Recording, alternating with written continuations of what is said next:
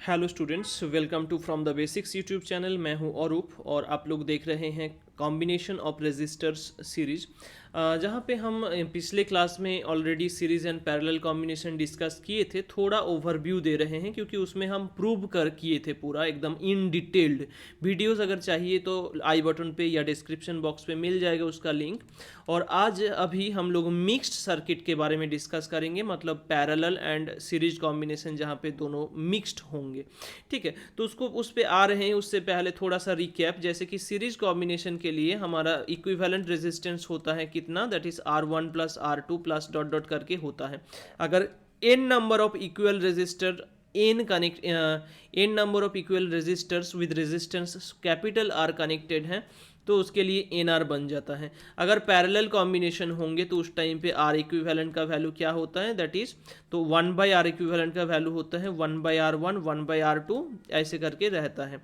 और अगर मान लो R इक्विवेलेंट का n सर्किट है टोटल, मतलब n नंबर ऑफ रेजिस्टर्स हैं, तो उसमें n/R होगा, मतलब R इक्विवेलेंट का वैल्यू हो जाएगा R/n। ठीक है, n number of resistors parallelly connected है, हर एक का वैल्यू कैपिटल R करके है, तो उस टाइम पे क्या हो जाएगा, R/n हो जाएगा इन पैरेलल कनेक्शन। ठीक है, R/n हो जाएगा।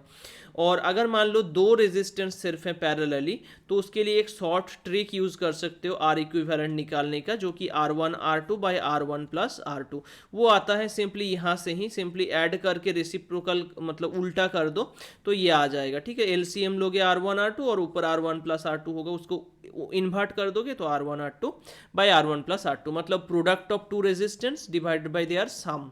तो मतलब अगर मान लो यहाँ पे 5 ओम है, यहाँ पे 10 ओम है, तो इन दोनों का अगर इक्विवेलेंट निकालना है तो सिंपल वे क्या होगा, दोनों को मल्टीप्लाई कर दो, दोनों को जोड़ दो। ठीक है, तो ये हो जाएगा, कैंसिल आउट करके आंसर हो जाएगा 50/15, 5 से कैंसिल करेंगे तो 10/3 है ना। तो इस टाइप पे 10/3 ओम इस टाइप पे ये निकाल सकते हैं। अभी combination of resistors for mixed resistance अगर हम करें, किसके लिए, for mixed resistors, mixed combination लिख देते हैं, चलो मिक्स्ड कॉम्बिनेशन।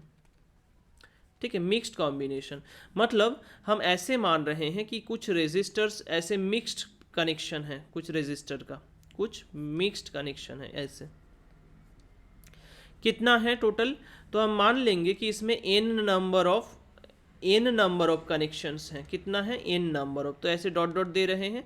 तो n नंबर ऑफ रेजिस्टर्स ऐसे सीरीज में कनेक्टेड है, हर एक का वैल्यू सेम है, R R R करके हर एक का वैल्यू है सेम। इसमें भी R R करके हर एक वैल्यूज हैं। ठीक है, ऐसे ओके, इस तरीके से ऐसे करते हुए मान लो टोटल m नंबर ऑफ नीचे जा रहा है, मतलब m नंबर ऑफ ऐसे रोज हैं। ठीक है, ऐसे रोज हैं, तो इस टाइप के कनेक्शन है ये पैरेलली पूरा, हर एक का वैल्यू कैपिटल R करके, ये भी R ये R R करके। ठीक है, तो इसमें अगर हम निकालना चाहेंगे तो बेसिकली इसका इक्विवेलेंट क्या आएगा, इस सर्किट का इक्विवेलेंट क्या आएगा, तो n नंबर ऑफ रेजिस्टेंस से सीरीज पे है ना, तो उसका क्योंकि इक्वल वैल्यू है तो NR हो जाएगा, इक्विवेलेंट कितना होगा, NR हो जाएगा।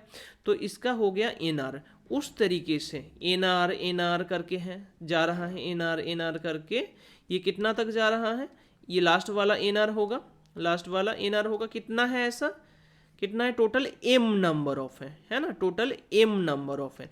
तो जैसे 3 रेजिस्टर अगर पैरेलल पे होंगे होता है और तो उसका इक्विवेलेंट क्या होता है, R/3।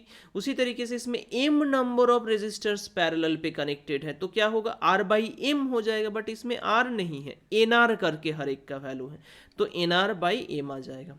क्लियर, तो NR/m हो जाएगा इस सर्किट का इक्विवेलेंट रेजिस्टेंस। ठीक है, तो ये मिक्स्ड कॉम्बिनेशन है। तो mixed combination of resistors, I hope इसमें कुछ डाउट नहीं है। अगर कुछ डाउट होता है तो कमेंट सेक्शन पे कमेंट करना।